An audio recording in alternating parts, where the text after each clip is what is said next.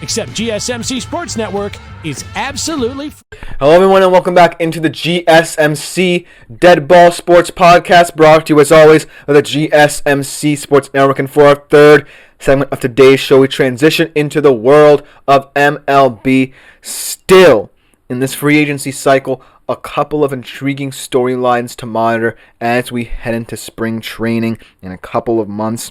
But ultimately, these two players are going to be dominating the headlines for quite some time. And I'm sure that on the show, we'll be discussing these topics a little bit more in extent in the coming weeks.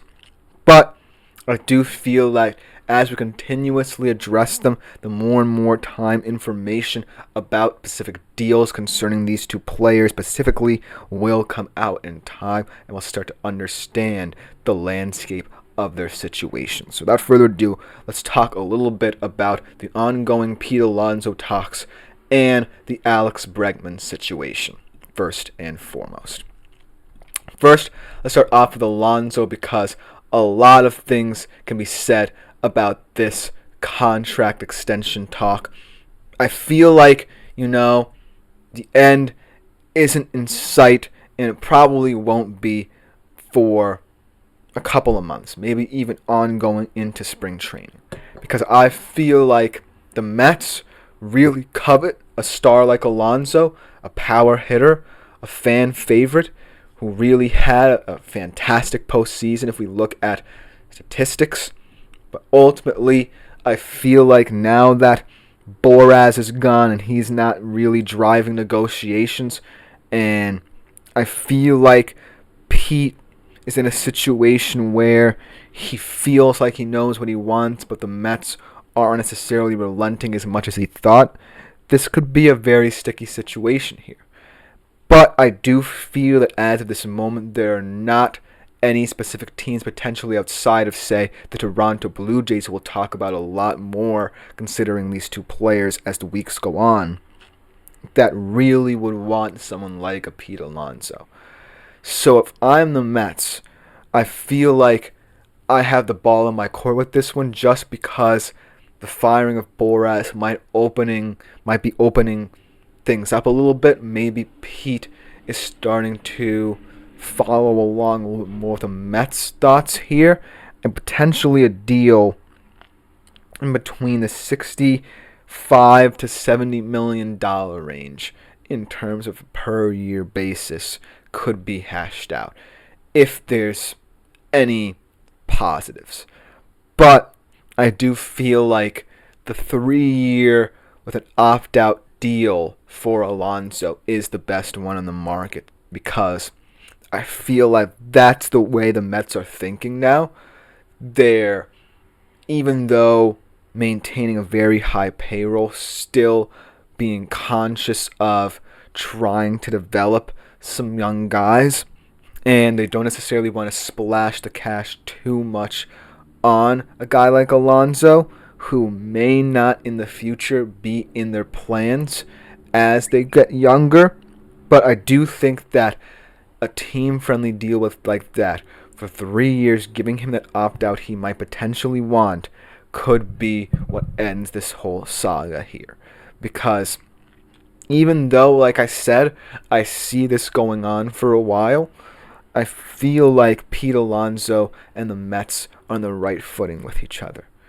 Now that Boras is a distraction, perhaps, now both sides have leverage with each other, and now they can start to communicate a little bit more about what Pete wants and ultimately how he fits into the Mets' plans, if at all, over the next decade or so.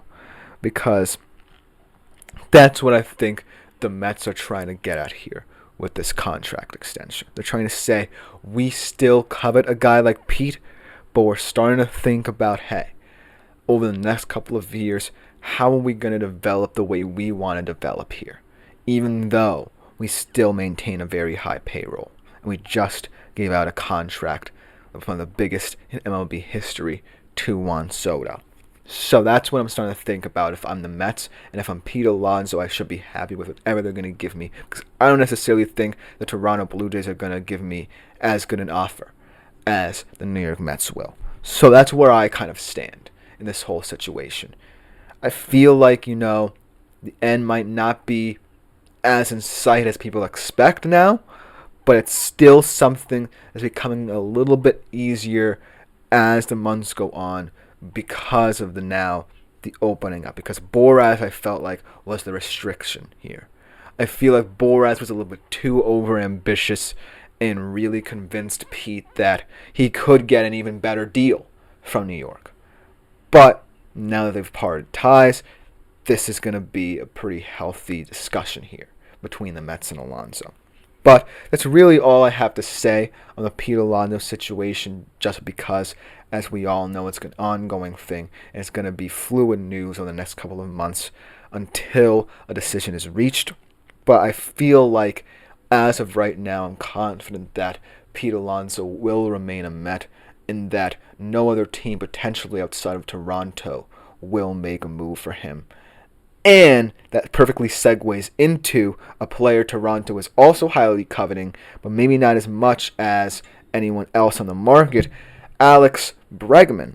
Because Alex Bregman is an even more interesting conundrum or anomaly than Pete Alonso. Because Pete Alonso, many can say he's still in his prime, right? He's a very specific player in that he hits for power and is pretty average defensively, but at least you know what he gives you. Right now, Alex Bregman is heading into his age 31 season. He turns 31 in March.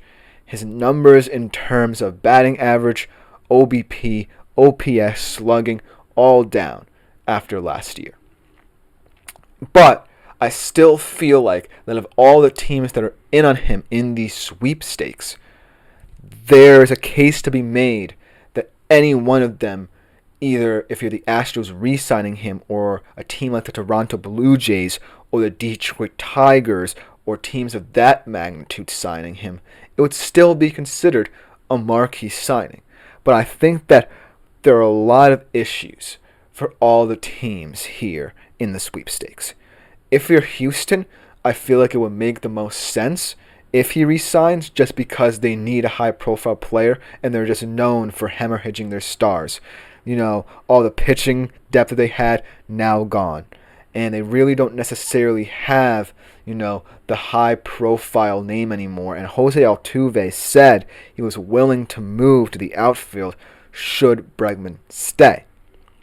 But out of all the other teams, I feel like there are so many interesting complications that would have to be figured out if he leaves and comes to you that I don't necessarily think they can overcome. For example, we already know what the issue is with Boston. It's the fact that their farm system has some of the most depth at the infield positions of any farm system in the league. And so if you really want to buy into the youth culture, if you're Boston, then bringing in Alex Bregman wouldn't be the wisest of moves. Then let's move to Toronto, right? You want to build a team around your guys in Vlad Guerrero Jr. and Bo Bichette, but they're in their own situations where they might want to leave as well. And you haven't really made any astute signings, really, that could bolster a move like Bregman's.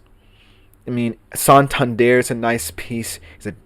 He's a plus hitter. Andres Jimenez is a fascinating defensive player. And Scherzer can still give you good innings heading into his age 39 season. But it's not high profile.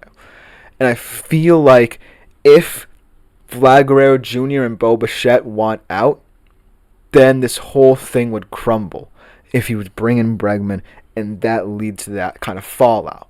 So if I'm the Toronto Blue Jays, yes, I might want a high-profile star, someone who is a little bit more high-profile than a Santander or a Scherzer, but I wouldn't want to risk the future of my youth guys, my Bo Bichettes and my Vlad Guerrero Jr.'s.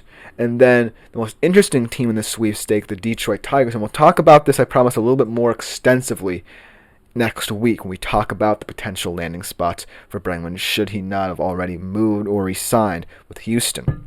But Detroit is an interesting one because they have the payroll that is needed to make this signing, because they only rank 28th in total payroll. They have a ton of money to make a move like this. But I do feel like their MO is defense and trying to muster as many runs as possible themselves.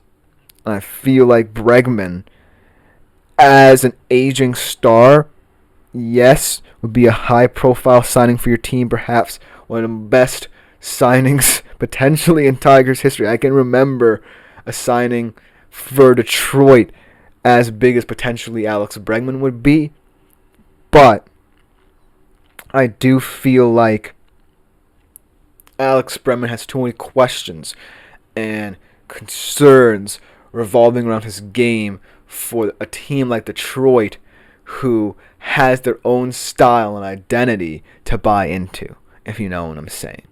I feel like if you're Detroit, you rely on the pitching depth you have, you rely on your stout defensive play, and not take a chance on an aging superstar like Alex Bregman. So I think best case scenario for Alex Bregman is to remain in Houston, because it's not necessarily the sexiest option, right? Because remaining with the team, it's not worth the whole saga, right?